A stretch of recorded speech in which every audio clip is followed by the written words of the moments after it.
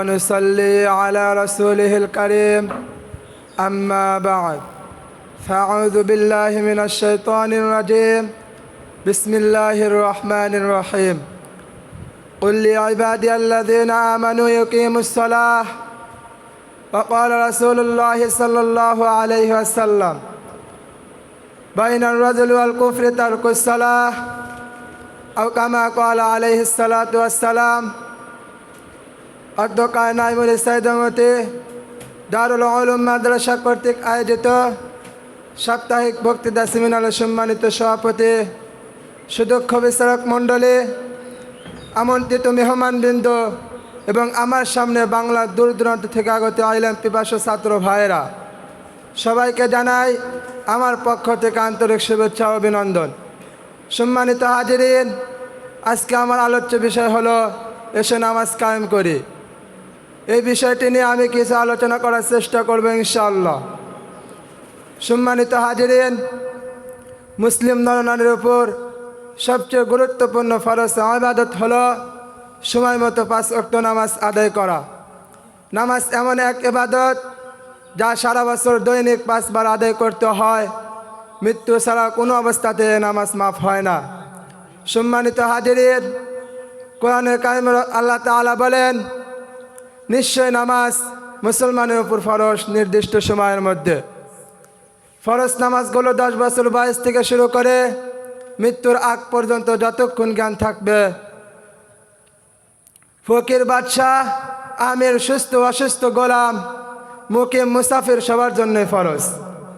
সম্মানিত হাজিরিন, আল্লাহ রাব্বুল আলামিন কোরআনের মধ্যে বলেন, হাফিজু আলাস সালাওয়াতি ওয়াস সালাতিল বুসতা ওয়া কুমু লিল্লাহি কানিতিন।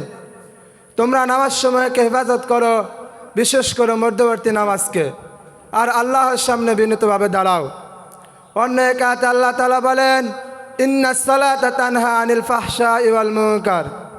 নিশ্চয় নামাজ খারাপ ও অশ্লীল কাজ থেকে বিরত রাখেন।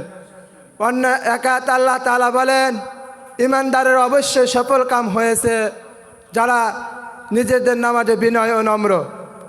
সম্মানিত হাজিরিন, রাসূল কারীম সাল্লাল্লাহু আলাইহি ওয়াসাল্লাম হাদিসের মধ্যে বলেন, যে ব্যক্তি নামাজের ব্যাপারে যত্নবান হবে, গাফেলদের তালিকা থেকে তার নাম লেখা হবে না।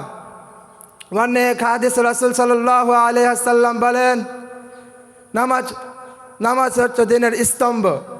যে ব্যক্তি নামাজ কায়েম করলো সে ব্যক্তি দিনকে কায়েম করলো, আর যে নামাজ তরক করলো সে দিনকে ধ্বংস করলো। অন্য এক হাদিসে রাসূল সাল্লাল্লাহু আলাইহি ওয়াসাল্লাম বলেন, মিফতাহুল জান্নাতিস সালাহ। নামাজ হচ্ছে জান্নাতের চাবি। তিনি আরো বলেন, আউয়ালু মা ইউহাসাবু বিহিল আবদু ইয়াউমাল কিয়ামাতিস সালাহ। কিয়ামতের দিন সর্বপ্রথম বান্দার নামাজের হিসাব নেওয়া হবে। সম্মানিত হাজিরিন, রাসূল সাল্লাল্লাহু আলাইহি ওয়াসাল্লাম নামাজের ফজিলত সম্পর্কে বলেছেন, যে ব্যক্তি নামাজ সঠিক মতো নামাজ আদায় করে তার সমস্ত গুনাহ মাফ হয়ে যায়। জান্নাত সমূহের দরজা খুলে দেওয়া হয়, জাহান্নাম তার জন্য হারাম হয়ে যায়। তিনি আরো বলেন, নামাজি ব্যক্তিকে 5টি পুরস্কার দান করবেন। 1 নাম্বার, রিজিকের অভাব দূর করে দিবেন। 2 নাম্বার, কবরের আযাব মাফ করে দিবেন। 3 নাম্বার, আমলনামা ডান হাতে দিবেন। 4 নাম্বার, ফুলসিরাত বিদ্যুতের গতিতে পার করে দিবেন। 5 নাম্বার, বিনা হিসাবে জান্নাতে প্রবেশ করাবেন। সম্মানিত হাজিরিন, সর্বশেষ কথা হলো, আসুন আমরা সবাই নামাজের প্রতি যত্নবান হই। আজানের সাথে সাথে সমস্ত কাজ থেকে ফারক হয়ে মসজিদের দিকে দাপিত হই ইনশাআল্লাহ। ওয়া আখিরু দাওয়ানা আনিল হামদুলিল্লাহি রাব্বিল আলামিন। আসসালামু আলাইকুম ওয়া রাহমাতুল্লাহি ওয়া বারাকাতুহু।